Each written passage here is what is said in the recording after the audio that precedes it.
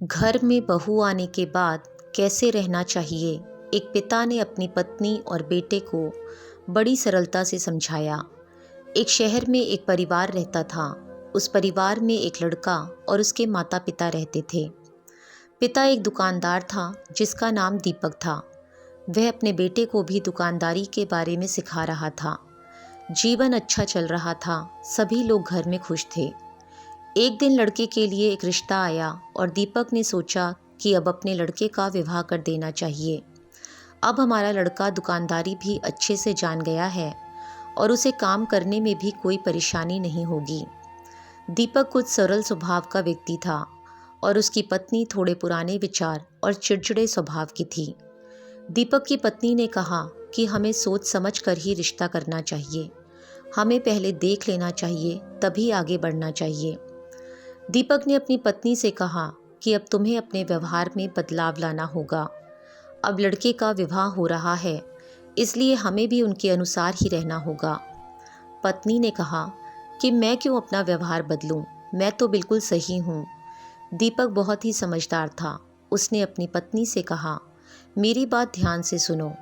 अब तक हमारा बेटा हमारी हर बात को मानता था, लेकिन जब लड़के की शादी होगी तो कुछ बातों में बदलाव आएगा। जब हमारे लड़के की शादी होगी तो वह इस दुविधा में फंस सकता है कि हमारी बात माने या अपनी पत्नी की बात माने। अगर वह हमारी बात मानता है तो पत्नी को बुरा लग सकता है, और अगर वह पत्नी की बात मानेगा तो तुम्हें बुरा लग सकता है। यह समस्या हमेशा बनी रहेगी। इसलिए मैं तुम्हें समझा रहा हूँ कि अब तुम्हें अपना चिड़चिड़ा और ज़िद्दी स्वभाव छोड़ना होगा, अगर तुम अपने बेटे की खुशी चाहती हो तो। बेटे की शादी के बाद अगर किसी कारणवश तुम्हारी कोई बात नहीं मानी जाए तो तुम्हें गुस्सा नहीं होना। तुम्हें इस बात को नज़रअंदाज करना होगा, क्योंकि अगर हम ऐसा करते हैं तो हमारा बेटा परेशान हो सकता है और उसके वैवाहिक जीवन में दिक्कत आ सकती है। कुछ दिन बाद लड़के की शादी हो गई। अगली सुबह जब बहू उठी तो दीपक ने अपनी बहू से कहा कि अब से ये घर तुम्हें ही चलाना होगा, सब कुछ तुम्हें ही करना होगा, यह जिम्मेदारी तुम्हारी है। यह कहकर दीपक और उसका बेटा दुकान की ओर चल दिए। दीपक की पत्नी कुछ नहीं बोली। उस दिन रात का खाना बहू ने बनाया और उस खाने में नमक अधिक पड़ गया। जब दीपक और उसका बेटा दुकान से वापस आकर खाने पे बैठे तो पहला निवाला दीपक ने खाया और उसे नमक तेज लगा, पर वो कुछ नहीं बोला और फिर बेटे ने खाना शुरू किया।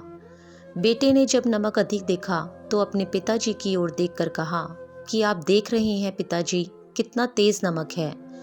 बेटा जैसे ही अपनी पत्नी से कुछ कहने को हुआ तो दीपक ने बेटे से चुप रहने को कहा और बोला कि कुछ भी कहने की ज़रूरत नहीं है, चुपचाप खा लो। बेटे को कुछ भी समझ नहीं आ रहा था। तभी पत्नी ने जब खाना खाया तो वह भी कुछ बोलने वाली थी, तो दीपक ने उसे भी कुछ बोलने से मना कर दिया। जब खाना समाप्त हो गया तो सभी लोग खड़े हो गए और दीपक बाहर टहलने चला गया। पिताजी के पीछे लड़का भी चला गया और अपने पिताजी से पूछा कि आपने आज इतना अधिक नमक का खाना क्यों खाया। पिताजी ने कहा कि तुम्हें भी यह सोचना चाहिए कि अगर तुम सबके सामने अपनी पत्नी को बुलाकर उसके खाने में कमी निकालते तो उसे कितना बुरा लगता। हो सकता है कि जल्दबाजी में ऐसा हो गया हो, और अगर तुम्हें कुछ कहना ही है तो उसे अकेले में समझाओ, इससे उसे बुरा भी नहीं लगेगा। और बोले, बेटा वो तुम्हारी पत्नी है, वो अपना घर छोड़कर तुम्हारे भरोसे ही तो इस घर में आई है। अगर तुम ही उसका साथ नहीं दोगे तो कौन देगा। तुम्हें अब अपनी गृहस्थी बड़ी देखकर चलानी होगी। बेटे को पिता की बात समझ आ गई थी। आखिर में जब लड़के की पत्नी ने खाना खाया तो उसे भी पता चल गया कि खाने में नमक तेज है, तो उसने सुबह उठकर सबसे कहा कि मुझे माफ़ करना, रात को मैंने खाने में अधिक नमक डाल दिया था। पिताजी ने कहा कि इसमें कोई भी गलती नहीं है, ऐसी गलती तो किसी से भी हो सकती है।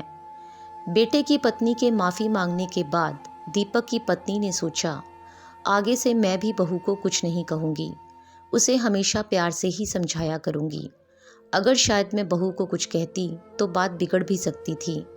इसके बाद दीपक की पत्नी भी अपने चिड़चिड़े स्वभाव में सुधार लाई।